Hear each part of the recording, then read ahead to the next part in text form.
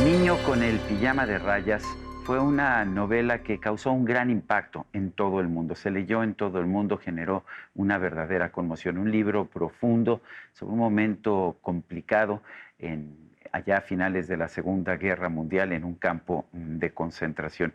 Un libro también muy personal. Ahora tenemos una segunda novela. No es propiamente una secuela, pero sí nos da seguimiento a algunos de los personajes que estuvieron involucrados en ese libro original. La nueva novela se llama Todas las piezas rotas. El autor es John Boyne, escritor también del libro original El niño con el pijama de rayas. Vamos a estar conversando en inglés con el autor de este libro. Mr. Boyne, thank you very much for this conversation. Thank you. It's not properly a sequel, but you actually take us and you take us with at least two of the characters that we met in the original, the child with the striped pajamas. Why did you decide to give us back the story of Gretel and her mother? Yeah, well, I suppose it's more of a companion novel in some ways than a sequel. Mm-hmm. But when I wrote The Boy in the Striped Pajamas, I wrote it the first draft in 2004. And when I finished that first draft, I immediately knew that I wanted to go back to Gretel at some point. Readers will remember Gretel being Bruno's older sister. Mm-hmm. And I leave her at the end of that book, age 12, in quite a traumatized place. And for many years, I kept a file on my computer called Gretel's Story. And I would just make notes about who she might be in later life, what she might have become. And I always thought it would be a book I would write. To be honest, I thought I would write it at the end of my own life. I thought maybe in my 80s or 90s, it would be... It didn't take you that long. No, it didn't in the end. I thought it would be kind of something to finish on, mm-hmm. As a kind of a bookmark with striped pajamas. But during the pandemic, I started thinking about it more, and I'd been writing these notes for 15, 16 years. Mm-hmm. And what I realized was that if I wrote it now and published it now, Gretel would be 91, and somebody like Gretel, somebody who'd gone through that experience, would be that age, so they could conceivably be alive. Whereas if I wrote it in the future, it would be entirely a historical novel. And I wanted to make it a little bit more contemporary. So it just felt like now was the right time to go back to her. Okay. Gretel didn't do anything wrong, really, in the first novel. However, throughout her life, she's lived with a sense of guilt. In fact, I felt all along that this new novel, All the Broken Places, was a novel about guilt. Is that the right assumption? Is that a right reading? I think it's about guilt. I think it's about shame and complicity. You're right in saying that when she's 12 years old, she's not responsible for any of the crimes, the horrendous crimes that took place. That's the responsibility of her father and all the other adults around. However, what she does come to realize is that when the war ends and when she, age 15, leaves for France with her mother, they change their names. They don't want to be associated with the camps, with the news about the Holocaust, which is really just breaking through Europe and through the world. And she could have given information to the liberators, to the Allies, and every piece of information she could have given about the camps could have been of use to either the survivors or the families of victims. So she put herself first there.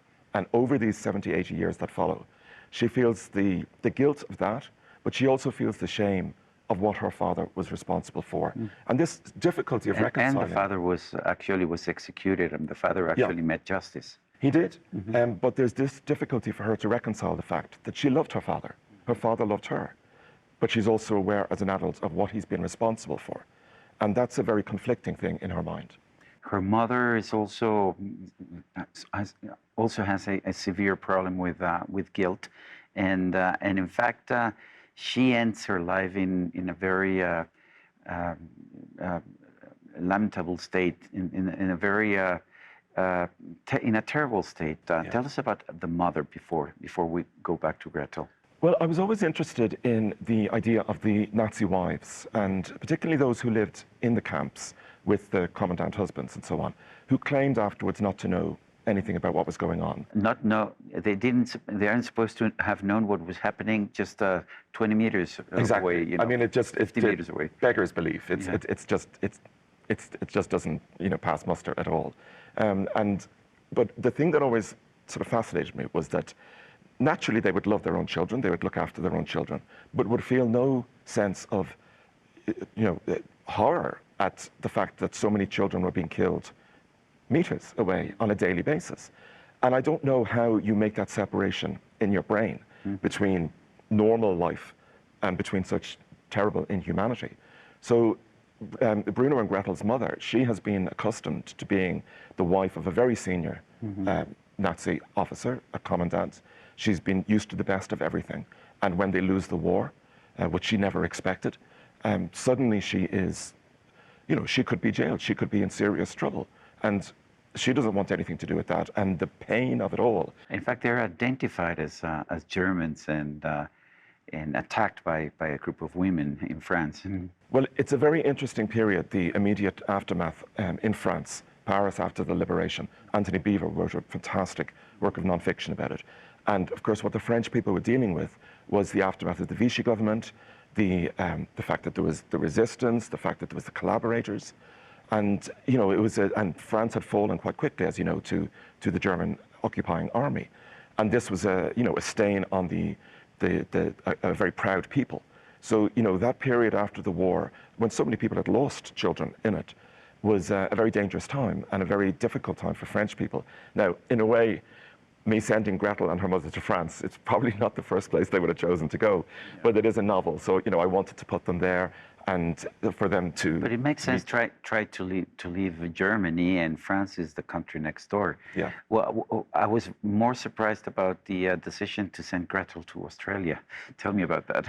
Well, Gretel goes to Australia in her early 20s after the experience in Paris. Now, if you live in Europe, as I do, if you go to Australia, that's as far away from home as you can go without coming back again. So for her, what she's thinking is, I have to escape. I cannot be part of this world anymore, of all these new stories, all of this. If I go to Australia, maybe nothing will be about the war there, because it's only 1952. It's only 7 years since the end. When she gets there, of course, a face from her past happens to be there. And what she discovers is you can't run away. It doesn't matter where she goes. A German soldier, a successful one. Yes. And a successful one as a banker in Australia. And somebody we've met in The Boy in the Striped Pajamas. And it's a very important meeting between the two, where he holds a mirror up to her, really, challenging her on her, I guess, her whitewashing of her own guilt on things. But I thought it was important. Like, I love Australia. I go to Australia every year, so I know it very well.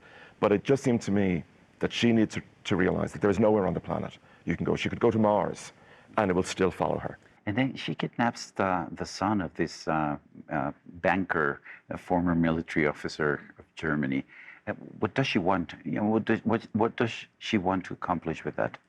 I don't think she knows exactly what she wants to accomplish, but what she does want is she wants to frighten him. She wants to frighten the father, that is. She wants to frighten the father in the way that he frightened so many people, including her own brother in The Boy in the Striped Pajamas. She wants to terrify him. There is no greater love in the world, I think, than between a parent and their child. And, you know, she puts this child at risk. And in the two books, of course, we have Bruno in the first one, we have Henry in the second one, who is sort of a representative of Bruno. And between the two, we have this third little boy who she chooses to kidnap. But she wants him to feel fear.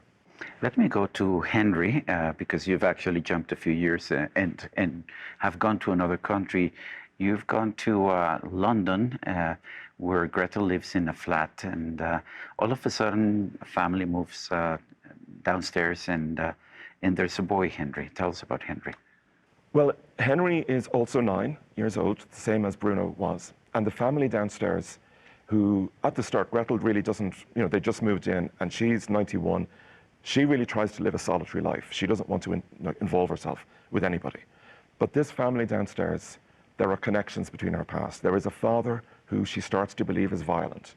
There is a mother who seems out of it all the time and not looking after herself or her son.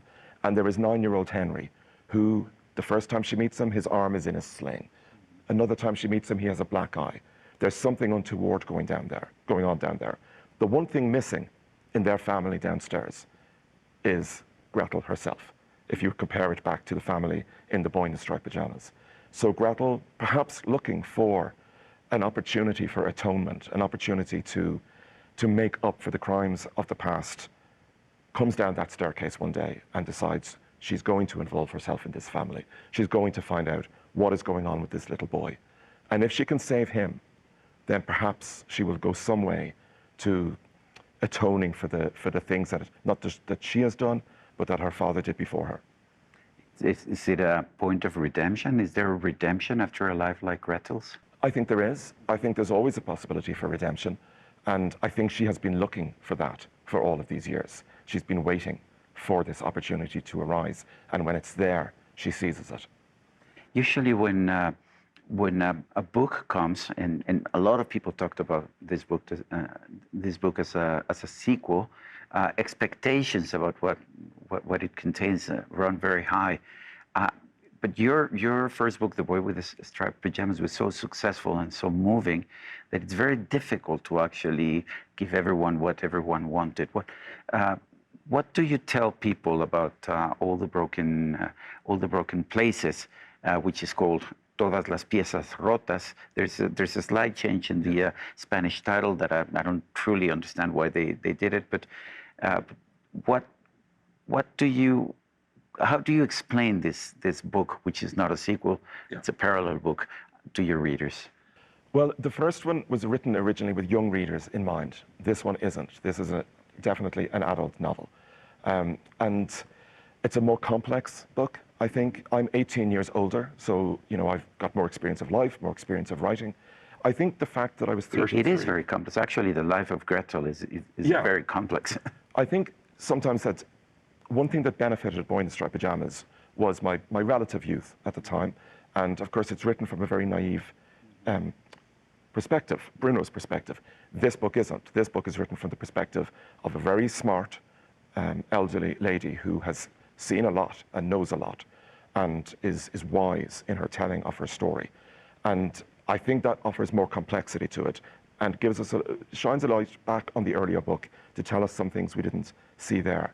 So it's not really for children, but those children who grew up reading that book might want to discover what happened to her afterwards. Do you think that well, of course, the books can be read totally separate. They're not really a sequel. But have you gone back to The Boy with the Striped Pajamas and have you reread it, or especially when you were reading when you were writing all the broken pieces, all the broken places? I didn't. I haven't gone back and read any of my books since they were published. I'm always a little nervous of doing that for some reason. That's fairly healthy. Yeah, probably. There's too many other books to read. I know how mine turn out.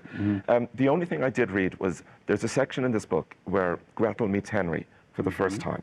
And it's the section I always read when I do events. And I based it very much on the section I always read from Striped Pajamas, which was where Bruno meets Shmuel for the first time at the fence. And the conversations that in both books that are had are very similar. And so I went back and I read that section again, even though I know it very well. And I kind of built it around that the average reader isn't going to make that connection necessarily, but it adds a level of... but it is a sign for the readers who've read both yeah, novels. And there are little things. For example, Bruno is reading Treasure Island in the first book, and Henry is reading Treasure Island in this book. And even the way they dress, there's all sorts of little moments that connect them in some way for the reader who wants to look for them. How old were you when you read Treasure Island? That was my favorite book when I was a kid. I read it when I was about 9. Because, everything, when I wrote Striped Pajamas, I had been a 9-year-old boy. And I based everything about Bruno, other than his circumstances in life, I based everything on who I was at 9. The way he talked, the way he dressed, the books he read, all his misunderstandings of adult phrases that he would, get in trouble for. It was all entirely based on me. So Henry, I suppose, is me again. Are you satisfied that you're a writer, that you've chosen writing as your profession? Oh, very much so. It's all I wanted to be since I was a child. How many books have you written? 21. 21. That's, I was reading the list and I just didn't remember how many. Yeah, but you see, I still love it. I've never been one of those writers who says, I hate writing, I wish I didn't have to do it. Every day, to me, is exciting to write, and it's a challenge.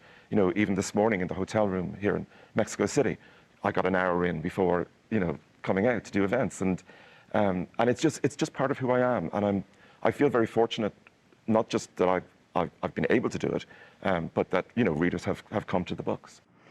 Well, the book is called in Spanish Todas las piezas, rotas. Aquí lo tengo, Todas las piezas rotas.